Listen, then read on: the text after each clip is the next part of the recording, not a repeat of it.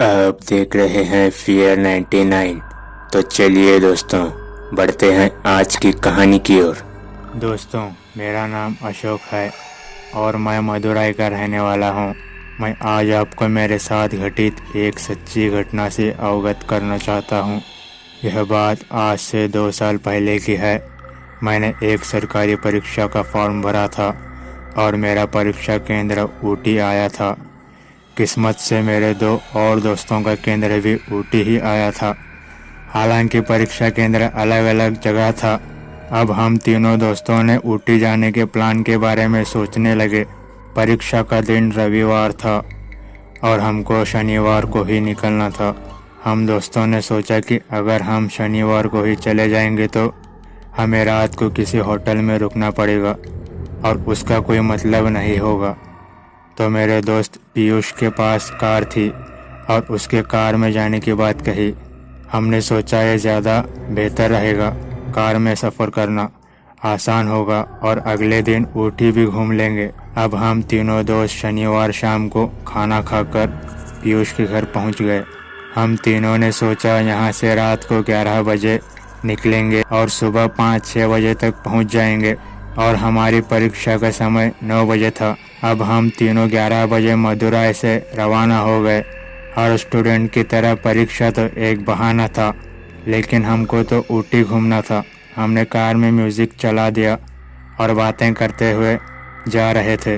रात को 2 बजे हमने करुमथमपट्टी शहर पार कर लिया था। करुमथमपट्टी से 20 किलोमीटर की दूरी ही हमने पार की होगी। हमें रास्ते में दूर से एक गाड़ी खड़ी हुई दिखाई दी। तभी हमको हाथ का इशारा करती हुई एक औरत मारुति ऑल्टो गाड़ी के पास दिखाई दी। मैंने तो भूत की काफ़ी कहानियाँ सुन रखी थी कि किस तरह सुनसान सड़क पर आत्माएं पीछे पड़ जाती है। मैंने पीयूष को गाड़ी रोकने से मना कर दिया, लेकिन पीयूष बोला हमें उसकी मदद करनी चाहिए। लेकिन मैंने पीयूष को कसम दिलाकर वहाँ से निकल जाने को कहा। जब हमने उस औरत की गाड़ी को पार किया, मेरी जान में जान आई। अब हम शायद 5 किलोमीटर ही चले होंगे। हमें वो गाड़ी फिर से दिखाई दी और वो औरत भी खड़ी थी। हमें तो विश्वास ही नहीं हो रहा था और हम सब के डर के मारे पसीने छूट रहे थे कि आज ये आत्मा हमको मार कर ही छोड़ेंगी।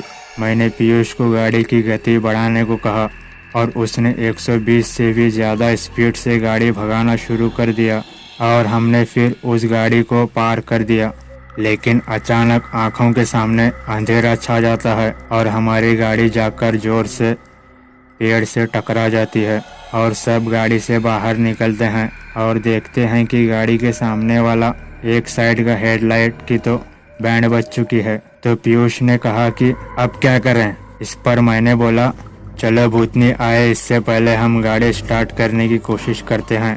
हम सब गाड़ी में बैठ जाते हैं और काफ़ी देर कोशिशों के बाद गाड़ी स्टार्ट हो जाती है और हम आगे बढ़ते हैं। पीयूष भी अब बहुत डर चुका था और तभी हमें एक ढाबा नज़र आया। हमने सोचा थोड़ी देर यहाँ रुकते हैं ताकि डर थोड़ा कम हो सके। पीयूष ने ढाबे पर गाड़ी रोक दी और फिर हमने अपना मुंह धोया और चाय मंगवाई। ढाबे वाले ने हमको देखकर पूछा कि तुम लोग इतना घबराए हुए क्यों हो। तो हमने ढाबे वाले को सारी बात बताई। ढाबे वाला अंदर ही अंदर डरते हुए बोला कि आज से 3 साल पहले डिवाइडर से टक्कर खाकर एक औरत की इस रास्ते पर मौत हो गई थी और उसकी आत्मा उस 10 किलोमीटर के दायरे में रात के 2 बजे से 3 बजे के बीच लोगों से लिफ्ट मांगती है। और ये तो गनीमत है कि वो तुम्हारी गाड़ी के बीच में नहीं आई, नहीं तो तुम लोग भी मारे जाते। हम लोग उसकी बात सुनकर और ज़्यादा डर गए। उसने बोला डरने की कोई बात नहीं है, अब तुम निकल सकते हो। हम 4 बजे उस ढाबे से रवाना हुए और उस आत्मा के बारे में बातें करते हुए सुबह के 8 बजे ऊटी पहुंचे। और जब हम तीनों परीक्षा देकर आए तो हमने अगले दिन ऊटी से रवाना होने की बात कही ताकि उस आत्मा का फिर से सामना ना हो। तो दोस्तों, आपने भी कभी किसी हाईवे पर ऐसी किसी आत्मा से सामना किया है तो अपने अनुभव कमेंट में ज़रूर बताएं। तो दोस्तों, मेरे चैनल को सब्सक्राइब करना और बेल आइकन को प्रेस करना ताकि मेरी हर नई वीडियो की नोटिफिकेशन आपको मिलती रहे और अच्छे कहानियाँ आपको सुनने को मिलते रहे। तो चलिए दोस्तों, आज के लिए कहानी में बस इतना ही। मिलते हैं अगली कहानी के साथ। तब तक के लिए good bye and take care.